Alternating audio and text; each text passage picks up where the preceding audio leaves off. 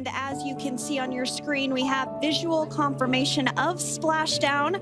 Dragon Freedom has returned home, and NASA astronauts. System safety verifications are in progress. We'll report back when recovery personnel are en route.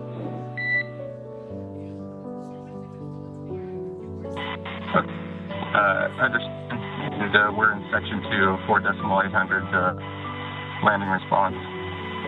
And looking for your word on if it is necessary.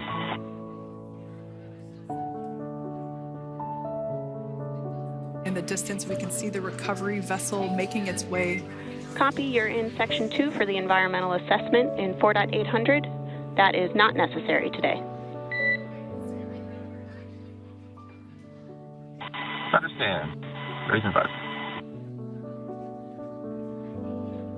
So we will continue to have communications between the Corps and Nick Hague, the commander of Crew Dragon Freedom, which just splashed down 2 minutes ago off the coast of Tallahassee, Florida. Dragon Freedom has returned home with NASA astronauts Nick Hague, Sonny Williams, Butch Wilmore, and Roscosmos cosmonaut Alexander Gorbunoff. They're back on Earth after approximately 17 hours of a return journey from space. The SpaceX recovery ship and team have been waiting for Dragon's splashdown, and they will now make their way to the splashdown location. The teams have been ready and waiting about 3 nautical miles away, so it's going to take them about 30 minutes or so to make their way to SpaceX Freedom. Pretty sure we're in stable 1. Copy, stable 1. We see the same. It's going to take about 30 minutes for the recovery team to make their way over to Nick, Sonny, Butch, and Alexander, who are still seated and secured inside that Dragon spacecraft there on your screen. Incredible views there of that thermal protection system, or TPS.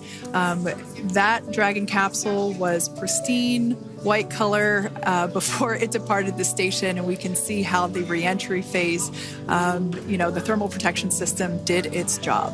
Now, if you're wondering what that hole, that like bucket area is, that is underneath the side hatch. That is where the main parachutes were stored. So when we saw the Dragon capsule docked at station, it looked very different. The panel that protects and covers the main parachutes, that was still intact, as well as the panels that enclose where the drogue parachutes are located.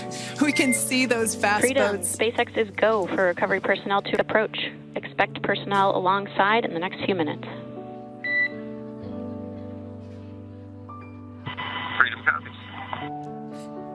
We can see those fast boats. We weren't kidding when we said they were fast. While it does take about 30 minutes for the main recovery vessel to make its way over to the capsule, these fast boats will be doing a couple of things simultaneously. A couple of them are going to be working to retrieve the parachutes that you see in the background there of this drone shot. Those parachutes will be retrieved from the ocean surface. We want to make sure we are able to pull those out. The recovery vessel there closest to the spacecraft is going to be performing some safety checks.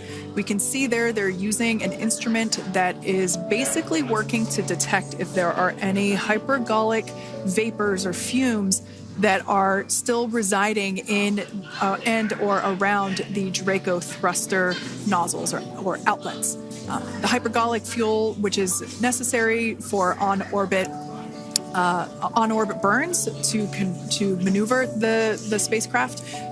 Unfortunately, those hypergolics are unable to be breathed. They are toxic, and so this team here is doing those initial safety checks to make sure that it is safe for the rest of the recovery team to approach the spacecraft. They're also checking to make sure that any residuals from the pyros are safe and are not going to cause any issues. We can see the team working their way around the spacecraft to do these these sniff tests on all of those Draco thrusters. And as we continue to await the recovery of our Dragon spacecraft with NASA astronauts Nick Hague, Sonny Williams, Butch Wilmore, and Roscosmos cosmonaut Alexander Gorbunoff inside, Dragon has autonomously completed several steps to safe itself following splashdown. We are continuing to see Dragon in what is known as stable 1 configuration. That's kind of the ideal configuration following splashdown. It's upright, and the Dragon capsule's in the right configuration for it to be hoisted into the recovery vessel Megan, which you do see a little ways off in your screen approaching. Dragon will continue to remain live on air with you through that recovery process, all the way through the point where the crew is extracted from the Dragon spacecraft. Now, if you are just joining us, the mission has gone smoothly so far. Dragon successfully splashed down off the coast of Tallahassee, Florida at 2:57 p.m. Pacific, 5:57 p.m. Eastern Time this afternoon. Approximately 17 hours prior to splashdown, Dragon autonomously undocked from the International Space Station, completed a series of departure burns, jettisoned its trunk section, and performed its final burn, the deorbit burn. This placed the Dragon spacecraft on a trajectory toward Tallahassee, Florida. Dragon successfully re-entered the Earth's atmosphere, followed by deployment of its parachutes to slow the spacecraft down to a gentle splashdown. We're now going to follow the Freedom, hypergol sweeps and unfired ordnance checks are nominal. Rigging is in progress. Approximately 25 minutes until capsule lift.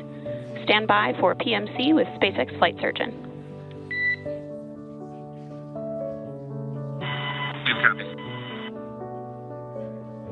And so what we did just hear there was communications that those hypergol checks were complete. They didn't find any of that upon those checks, so we'll climb aboard the capsule and work through procedures ahead of lifting onto the nest of the recovery vessel Megan. We heard it's going to be about 25 minutes or so until that lift actually takes place.